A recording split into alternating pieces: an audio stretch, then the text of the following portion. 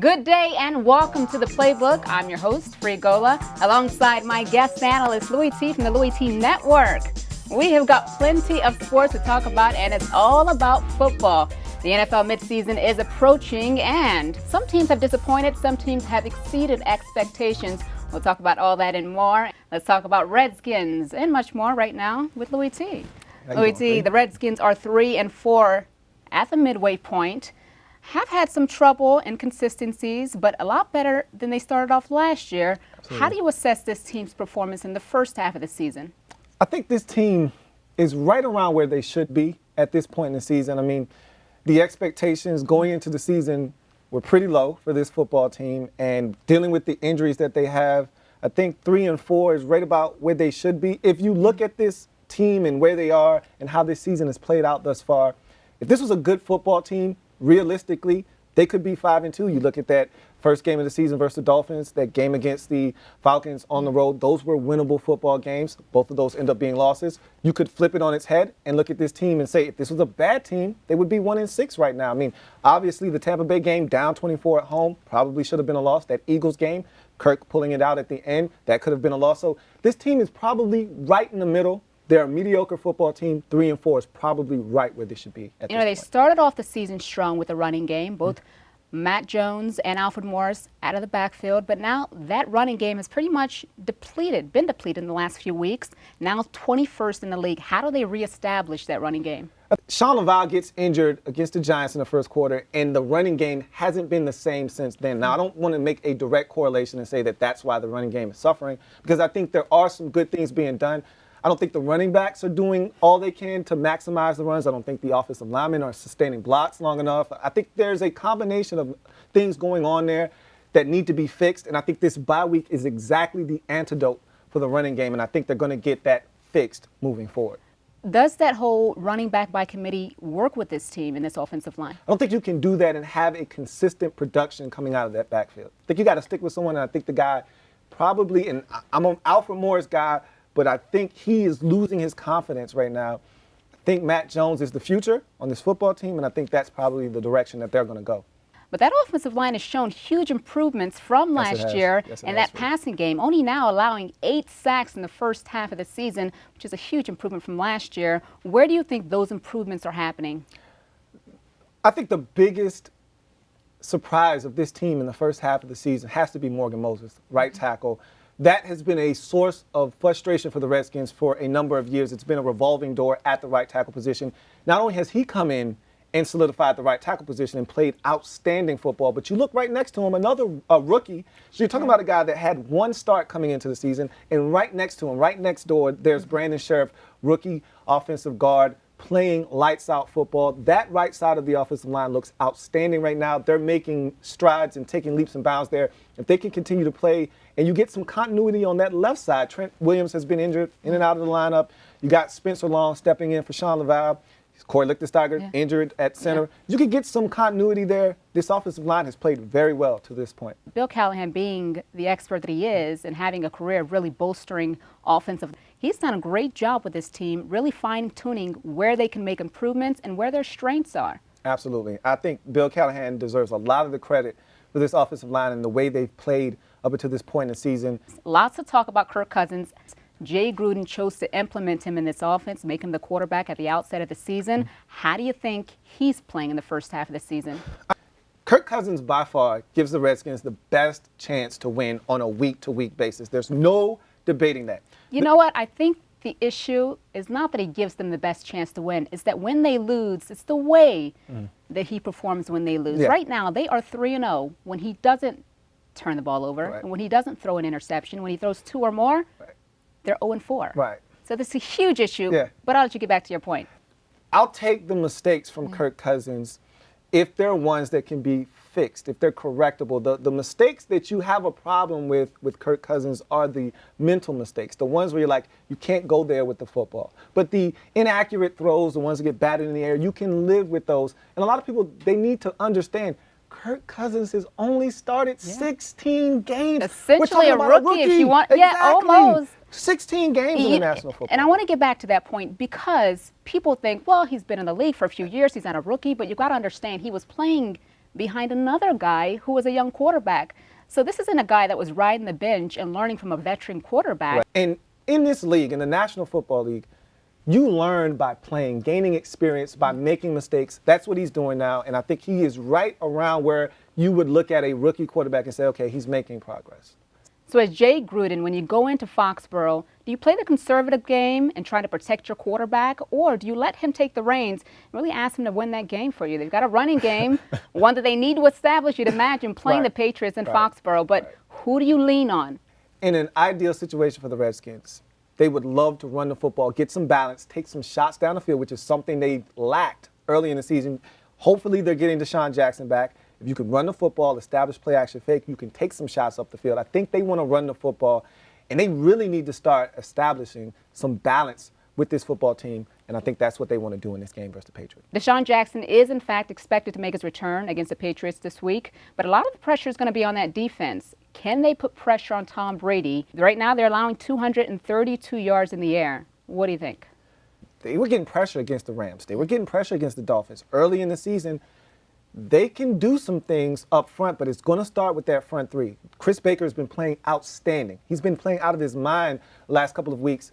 They're going to have to see if Ryan Kerrigan, we know about the broken hand, can he bandage that up and play? We'll see. We don't know right now, but he hasn't been getting consistent pressure either. So there's a lot of different factors. How's that secondary going to hold up against Brady and his bunch? We know how much of a nightmare Eli Manning and the Giants has been for this team, and no quarterback in the league releases the ball as quick as Brady does. How do you see this one going? I mean, you even said this earlier to me that he might have 80% completion percentage in this game. It's not out of the realm of possibility. They're going to have their way with the short passing game. I don't think there's anything the Redskins can do to stop that. The only thing that I encourage them to do is to get their hands up. If you're not getting to Brady, get your hands up in the passing lane, see if you can deflect some balls. Try to keep them in third and long. You know, Brady loves to keep them in third and manageables. They convert and they move the football down the field. I just don't see the Redskins being able to stop Tom Brady from doing what it is that he does on a weekly basis, which is spread the football around and move it up and down the field and put touchdowns on the board instead of field goals. Going into the second half of the season, we'll see where they end up. Do you think that they're going to come out of this division and have a chance to lock up a playoff spot? The fan in me wants to say yes. But realistically, I just can't see them. 7-9 isn't going to win the NFC East. But right now, every team in the NFC East doesn't seem to be playing up to par. With the Cowboys, you've got injuries. With the Giants, lots of inconsistencies. You see that from that team year in, year out. And the Eagles, the team that hasn't really made it click, at least not on the offensive end. So this Redskins team, I think, is right there in the pack. They are. Who do you think is going to run away with this? You're talking Carolina and you're talking New England, both on the road. Those are tough games. It's a tough one. You got the Cowboys 2 more times. You've got the Giants again. You've got the Eagles again. It's a rough slate for the Redskins. 7 wins is as much as I can give them, and 7 wins is not. As bad as this division is, 7 wins is not, I repeat, not winning the NFC East division. They might win the AFC South, though. So I'd like to be in that division right now. Absolutely. All right, we have hit the mid-season point of the NFL season, and this is our mid-season form segment. We'll talk about teams that have exceeded expectations and those who have disappointed. But the Cincinnati Bengals, 7-0, never started the season 7-0 in franchise history, but it's when they get to the playoffs that things start to crumble for this team. Where do you see things going for this team? I could care less about what they do in the regular season. It'd be great to get home field advantage throughout. It'd be great to get a home game in the playoffs and a first-round bye. That'd be all great. But at the end of the day, for the Cincinnati Bengals, what do you do in the postseason? I love the start of the season. I love the defensive intensity I'm seeing from them. That win against Pittsburgh last week, outstanding on the road to go into that environment and do what they did. This team looks like they're turning a corner. However, talk to me in the postseason. But what you're seeing from this team with Andy Dalton is a guy who's much more comfortable in his position as a quarterback. He's comfortable in that pocket. Not just that, but before the snap, he's making those reads, stepping up into the pocket at the line of scrimmage and calling audibles. That's something we didn't see from him often. Instead, this is a guy who seems like he's taken command of a team. Is that what you see from this guy? Andrew Whitworth, his left tackle, long-time Cincinnati Bengal. He handed over the reins to Andy Dalton in the offseason. He said, this is your team. It's time for you to step up and be the leader. You see that from Andy Dalton on a week-to-week basis now. And so Andy Dalton is taking the steps necessary to be the guy in Cincinnati. He's got all of his weapons back. He's spreading the football around judiciously. I really like what Andy Dalton's doing, but once again, we come back to that same point. Yeah. I need to see it come postseason time. It always feels like you're jumping the gun with this team if you talk about them prior to the playoffs. Still haven't gotten out the first round, so we'll see how well they do. But what do you think, in terms of their resume in the first half of the season, where is their most impressive win? You got the Steelers. Yeah. You talked about how impressed you were with that win, but also the Seahawks that came back from a 17-point deficit in the fourth quarter. I think that's their season-defining win in the first half. If you look at all of their wins, I thought the win against Baltimore in Baltimore early, we didn't know the Ravens weren't good yet. That was a big-time win for a team that was trying to find themselves. The Steelers win, huge. On the road, a team that they struggle with annually, to go there and win. But I think you hit it right on the head. I think you hit the nail right on the head, Free. That win, down 17 in the fourth quarter against that defense, that speaks volumes to where this team is heading this season. And what impresses me about this offense is that Andy Dalton has, once again, another great target in Tyler Eifert, who's like a baby Gronkowski, it seems, right? Very consistent out there, opening up the middle of that field for that team, on pace to now have 1,000 yards and 16 touchdowns this season. They missed Marvin Jones last year. They missed Tyler Eifert last year. All they had was A.J. Green, and he was in and out of the lineup last year. Him being in this offense and being integrated this season, and him being Tyler Eifert is huge because it gives them the ability to work the middle of the football field. He's a mismatch for safeties and linebackers, great hands. They're using him the way that they envisioned before the season started. They talked so highly of Tyler Eifert and his role in this offense, and you're seeing that come to fruition on the field. Let's talk about the Carolina Panthers, a team that many people underestimated, even almost disrespected when they started off the season 4-0, but now one of the only teams left standing as an undefeated team, 7-0. Leading the league in rushing with 144 yards on the ground. What do you think this team's biggest advantage is? Are you talking about me when you said people were disrespecting the Panthers? Because I just said people in general. I disrespected this team to start the season. I thought this was the Falcons' division to lose, and the Panthers were playing second fiddle to them. But how dare I disrespect the first time in NFC South history a team is repeated as champions. This team has come out and showed the grit and toughness that you've come to expect from this Panthers football team.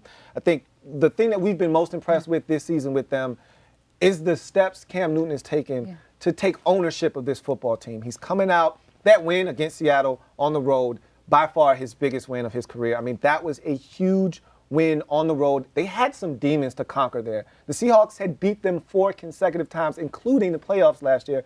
That was a big win on the road. We've never doubted Jonathan Stewart's ability to be a top-flight back in this league. The problem with him has always been health. Can you stay healthy? He's done that this year, and he's shown why he's been their most consistent rusher all season long. And when you look at the numbers for this team, there aren't gaudy numbers. This isn't a team that's impressing both offensively and defensively when you look at a stat sheet. But what Cam Newton brings to this team in terms of his aggressiveness, his ability to set the tone, that's where this team is dangerous, I think. Cam Newton he revolutionized the quarterback position, the way we look at a quarterback, because no, his numbers aren't gaudy. You're not going to see him fill up the stat sheet. No, he's not throwing for 300 yards every week. But what he is doing is he's controlling the tempo of the game. When they need a first down and it's 3rd and 2, if he decides to keep it on a quarterback keep, he's going to pick up that first down. He's going to keep the sticks moving. Whatever his team needs him to do, he does it. And that's the mark of a leader, a true leader, and that's what he's becoming in Carolina. I think his role has evolved, and this team is starting to take the personality of Cam Newton, and that's why they're 7-0 right now. And let's move on to the Falcons. Again, another team that many people underestimated. Now 6-2. Devontae Freeman, this guy has been incredible in the first half of the season, a breakout season for him, leading the league in yards. Where do you think this team is going to be at the end of the season? I actually predicted the Falcons would be doing this All right, about one for one. Okay. And so I look at this football team offensively. Now, no, I did not expect Devontae Freeman to be doing the things that he is doing right now. He is setting the league on fire with his play, not only as a running back, but a pass catcher out of the backfield. What he's doing is really helping take some of the pressure off of Matt Ryan, off of Julio Jones to make plays in that offense.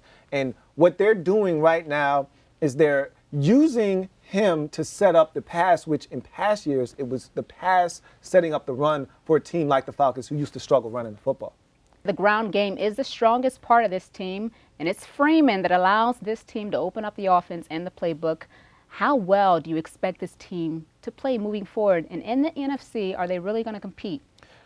The Falcons, to me, are intriguing because Dan Quinn has come in and he's brought a defensive mentality to this football team. They're rallying to the football, a lot of hats getting to the ball. They're generating turnovers. The defense is probably the reason they've started this season 6-2. The offense has been good at times, but it hasn't been consistent. We saw them struggle against Tennessee. We saw them struggle again last week against Tampa Bay.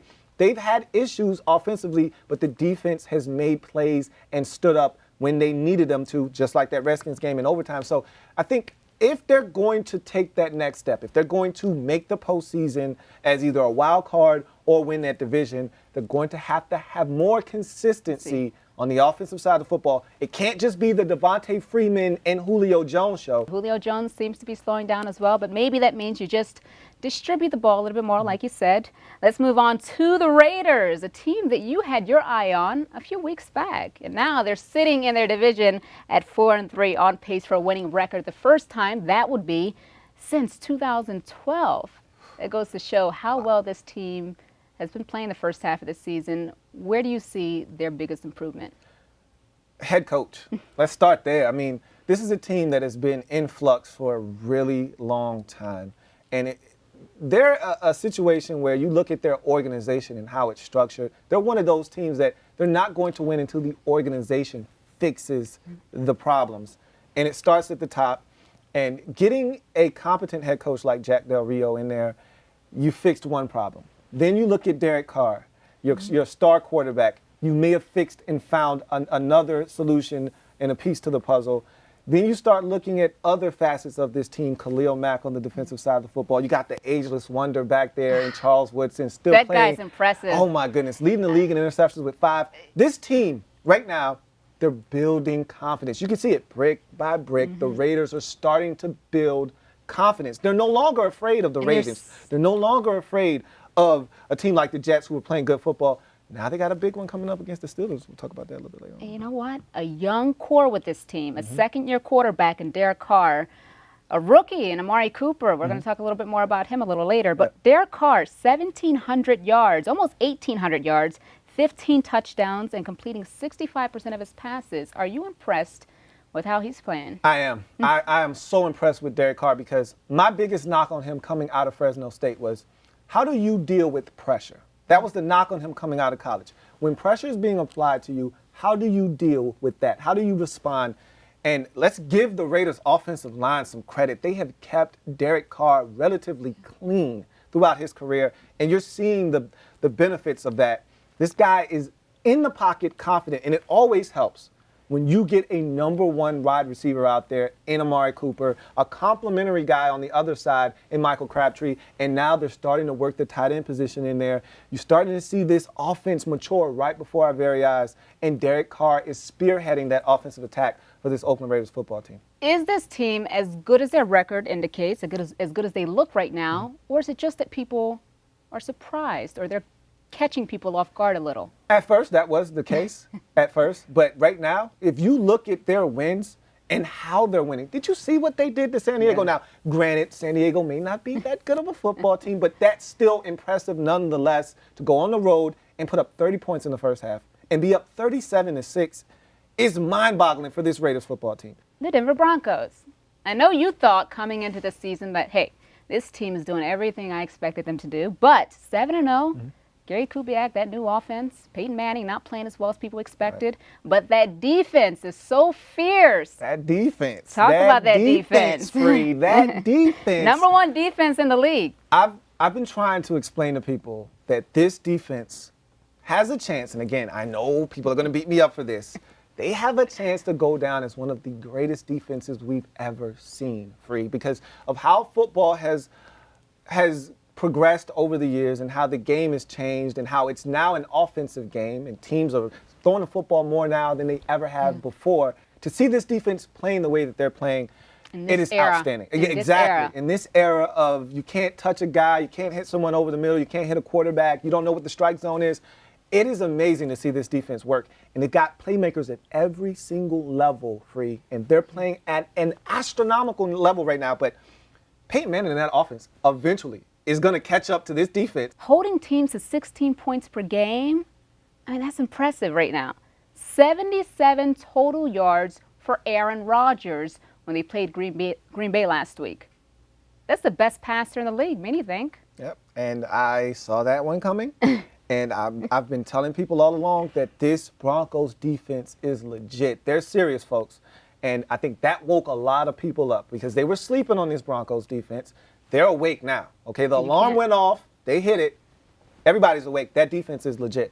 DeMarcus Ware, Aqib Talib, Von Miller, T.J. Playmakers, Ward. keep naming them. The You list can't goes sleep on Chris this team Harris any Jr. longer. This They're is legit. everywhere. Yes. This is legit. Yes. You can't sleep on them anymore. So what has to happen for them to put themselves in a position in the second half of the season to be the favorites? They got to run the football. We've seen Ronnie Hillman come in, and he's played well of late. And I think they realized he's a better fit for Gary Kubiak's offense than Anderson was. So I think they're starting to figure some things out slowly but surely. They're coming along. If that defense stays relatively healthy, that offense is going to catch up eventually. I like where this is going. They're barely scratching the surface right now. Yeah, this is a team that probably has the biggest upside. I would agree with you. Yes, I would. All right, so we move along to some teams that are disappointing. We talked about the good. Let's talk about the bad and the semi-bad. Let's talk about the Colts. 3-5 at the midway point, but they're still, yeah, that's a great impression right there. They are still leading their division. The AFC South seems to be completely depleted, and this team is riding the wave, I guess. And they're going to win it, too. And Andrew Luck seems to be struggling. Little banged up out there, but he says he's good enough to go, good enough to compete. What's going on with him? He's banged up. Yeah. Okay, but the bigger issue there, offensive line, is terrible. Has been since he's gotten into the league, and Ryan Grigson, the general manager, has done a poor job of fixing this offensive line in front of Andrew Luck. He's been running for his life since he got into the league, and it's getting worse. And now that he's banged up, he's not able to do some of the things that he was able to do to counterbalance the lack of protection up front. But is there a regression, not just in terms of his play, but the fundamentals? Is he having issues reading the defense? Some of these throws, they're just sailing on him. Some of these decisions he's making, you don't expect a guy of his caliber, who has played as well as he has throughout his career, to make those decisions. We sit here and we elevate him to the elite status, but he's always had issues with turnovers. If you looked at that win against the Chiefs in the postseason, how many interceptions did he throw in the first half of that ball game? It's the resolve that he shows, the ability to come back. Just like in that game against Carolina, he struggled for 3.5 quarters, showed the type of moxie and resolve that we've seen from him since he's entered the league. Andrew Luck has turned the football over before. He's going to do it a lot more times before the season is over. The thing is, he hasn't been protected adequately enough, and he's banged up. There's something wrong with Andrew Luck, and he's not disclosing everything. Certainly seems to be something wrong with him. But the Colts made a point to really bolster that offense in the offseason, or at least we thought they did. Got some aging veterans, Frank Gore, Andre Johnson, but that doesn't seem to be helping this offense. In fact, they seem to have gotten worse. This is an organizational fail for them, and I'm a little upset and dismayed at their general manager, Ryan Grigson, because I think a lot of this falls into his lap. And he came from the Eagles when they put together the dream team in 2011, and he saw that not work. History tells us that you can't put a team together in one season and think that it's going to work. We saw it with the 2000 Redskins. We saw it with the dream team 2011 Eagles. And he's doing the exact same thing here, bringing in Todd Hermans, bringing in Andre Johnson, Frank Gore, Trent Cole, trying to infuse a bunch of aging veterans onto a team that was in the AFC Championship last year. He started tugging at the fibers of this football team, and now there's no continuity there, and things are falling apart at the seams for this Colts football team. Let's talk about the Eagles, another team that's struggling, another team that was extremely active in the offseason. 16 new players on this Eagles roster. Chip Kelly has it his way, but is his way working? The chipster. The problem I have with Chip Kelly is the fact that He's trying to fit square pegs into round holes. I don't think Sam Bradford fits in this offense. I don't think DeMarco Murray fits in this offense. And so because you're asking these guys to come in and do things I don't think they're that comfortable with, you're having some issues on the offensive side of the football. Well, let's talk about those guys because DeMarco Murray comes in and is struggling to even be the primary back of this offense. Where is it going wrong for this team and for DeMarco in the running game? DeMarco Murray is a north and south runner. They're asking him to go laterally. They're asking him to go east and west, stick his foot in the ground and make a cut. He's great at sticking his foot in the ground and making a cut, but he's quicker when you give him the football and tell him to go straight ahead. And so they're struggling. And as we've all acknowledged, Ryan Matthews is a better fit for Chip Kelly's offense. Absolutely. You know, he's a guy that, like you said, he can run up the middle, but he can also run side to side, and that doesn't seem like what DeMarco wants to do, what he can do. So he's also a better pass catcher out of that. He certainly is a better pass catcher. But this defense is leading the league in takeaways, 19 takeaways up until this point. How good can this team be if the defense has to be the driving force? Up front, they may have the best defensive front in all of football. Nobody's talking about their defense up front, but they call themselves the nobodies because nobody really knows who they are. But those guys are dominant. And I've actually been really impressed with their linebackers, especially their rookie Jordan Hicks. He's had to play because of all the injuries to Kiko Alonso and Kendricks being in and out of the lineup. They've done some things there.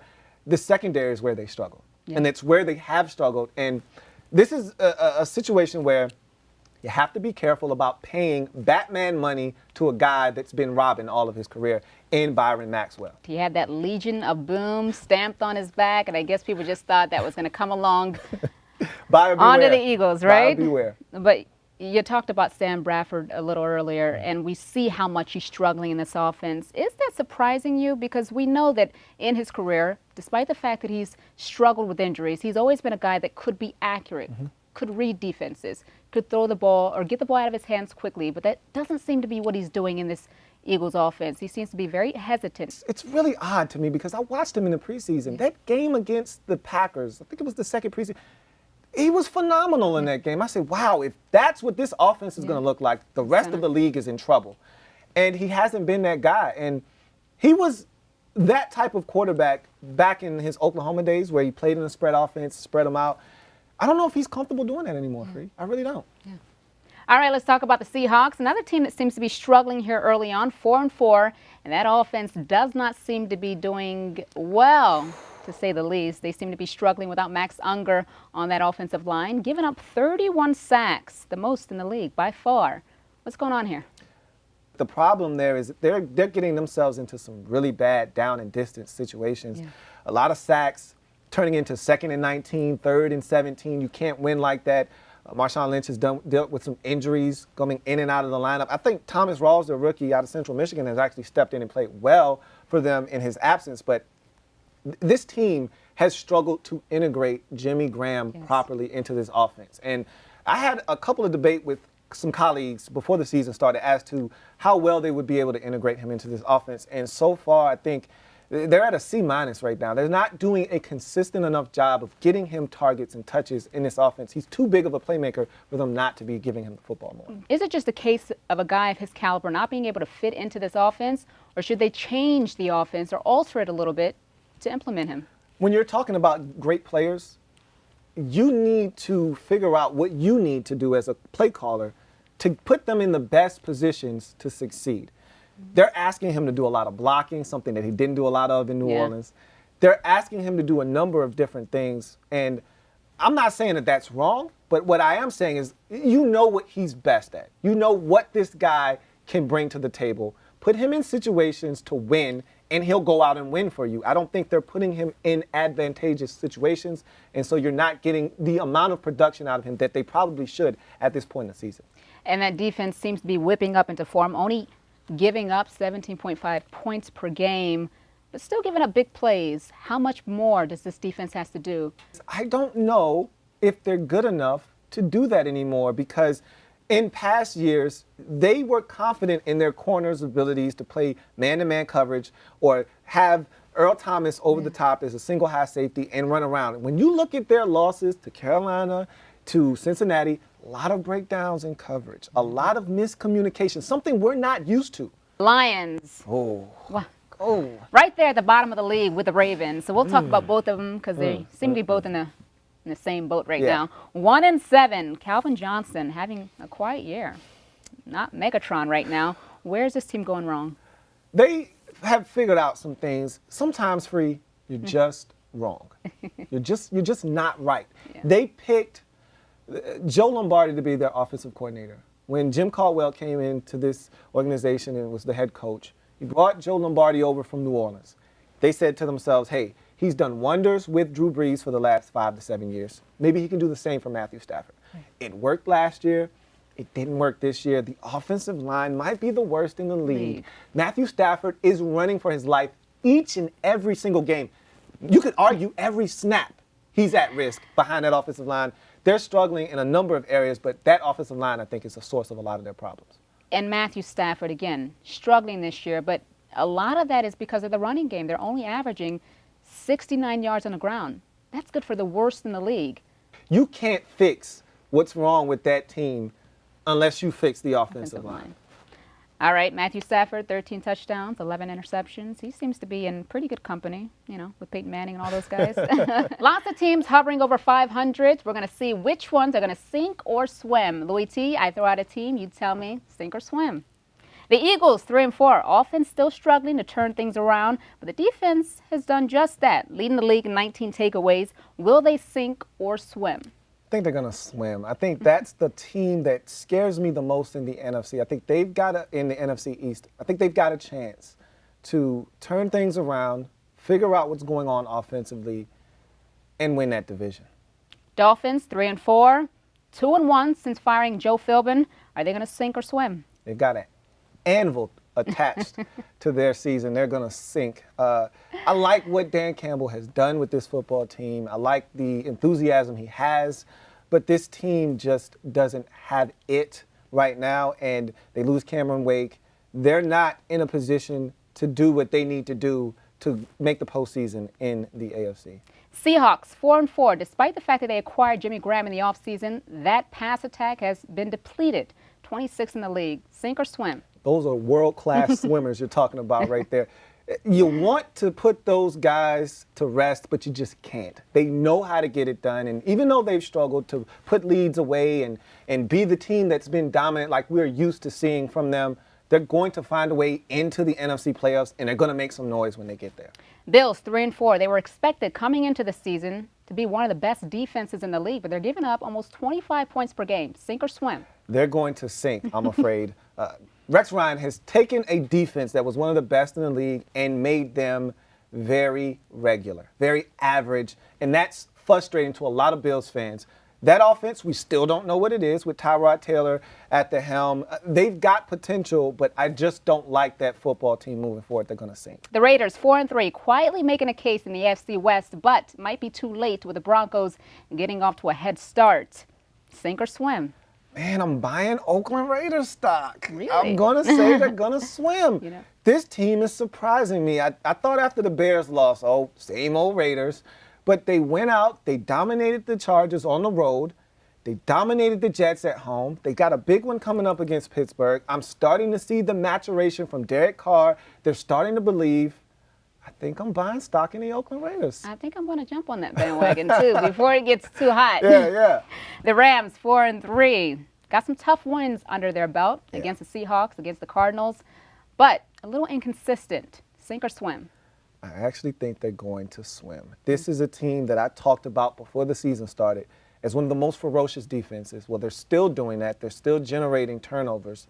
But now they've got something that they haven't had in the past, and that's a dominant run game. Todd Gurley is changing the way teams have to defend them on the offensive side of the football. Tavon Austin is being worked into that offense even more so than he was in the past. I think I'm buying what they're selling right now. I think the Rams are going to swim. All right, so that concludes Sink or Swim.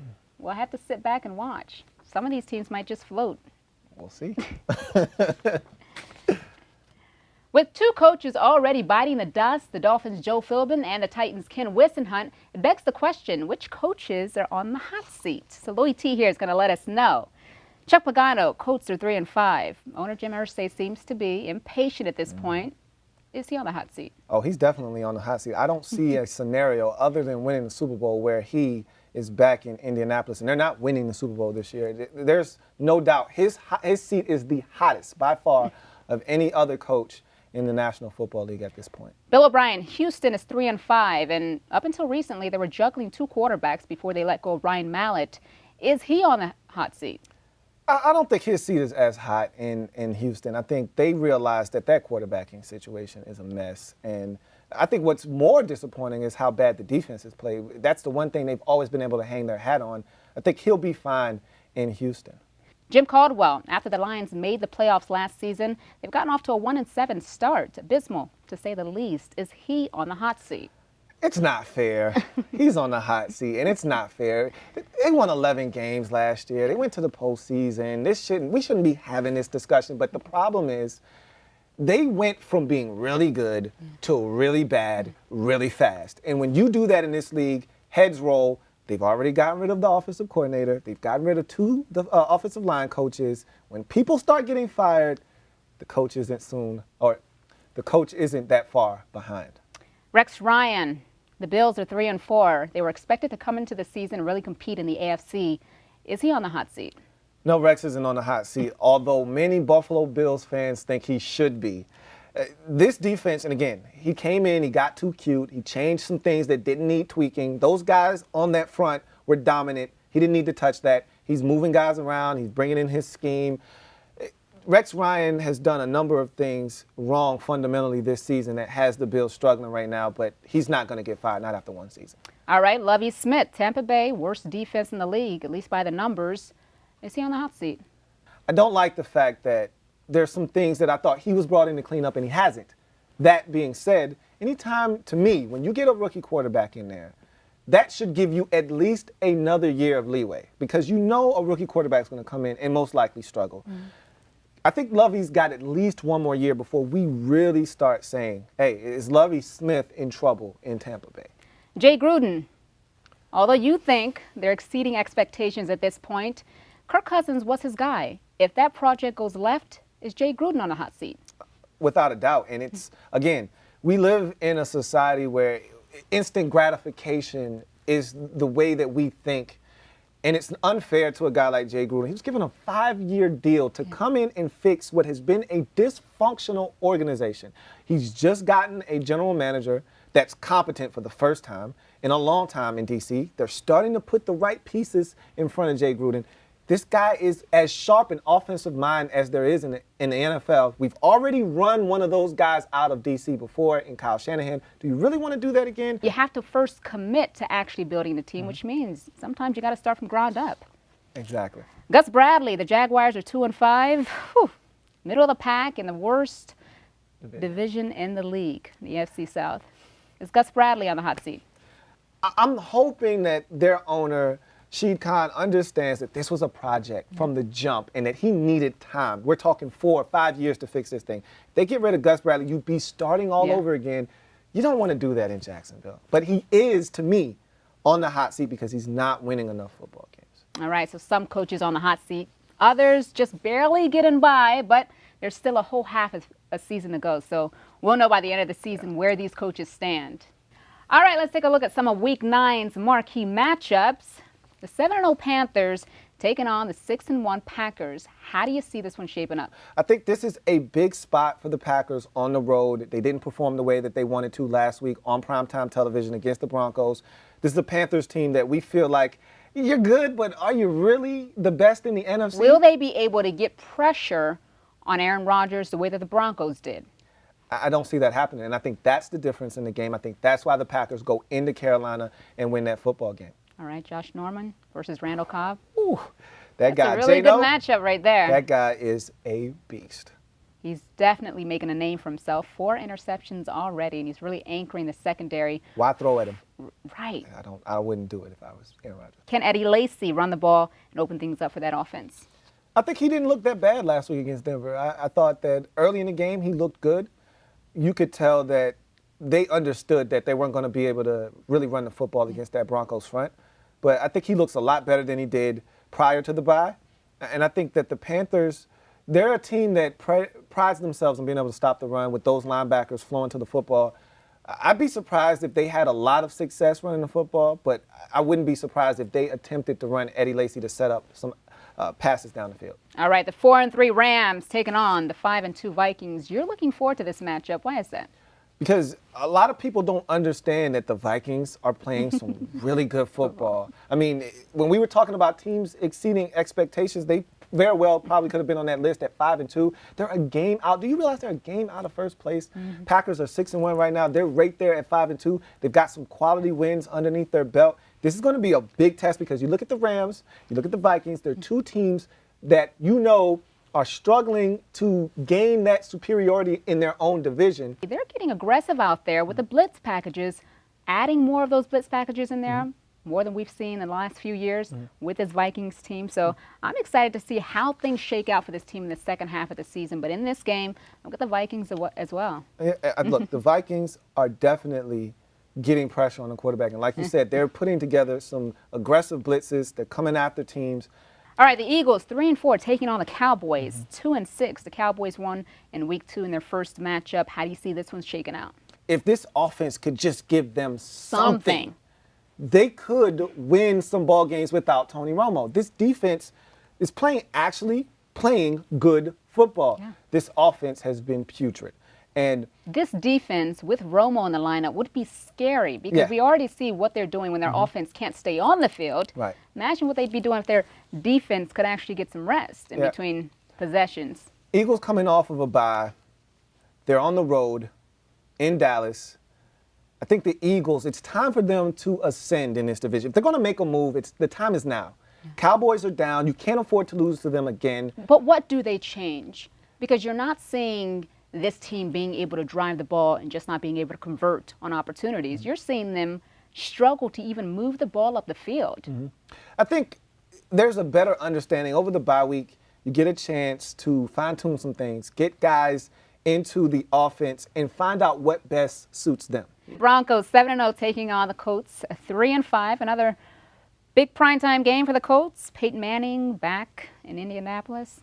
The storyline in this game doesn't meet the actual play on the field. The hype that's going to surround this game is unmerited because the Colts aren't a good football team right now. The Broncos are. The way Andrew Luck is struggling, this Broncos defense I'm concerned for him because he is not going to see a defense like this one all season long. He probably won't see another one like it. And they're licking their chops. They're going to come after him. That offensive line, they are going to be dominated thoroughly in this game. Great matchups in Week 9. Hope you guys stay tuned. Sunday football should be a packed one. Some great matchups. Awesome.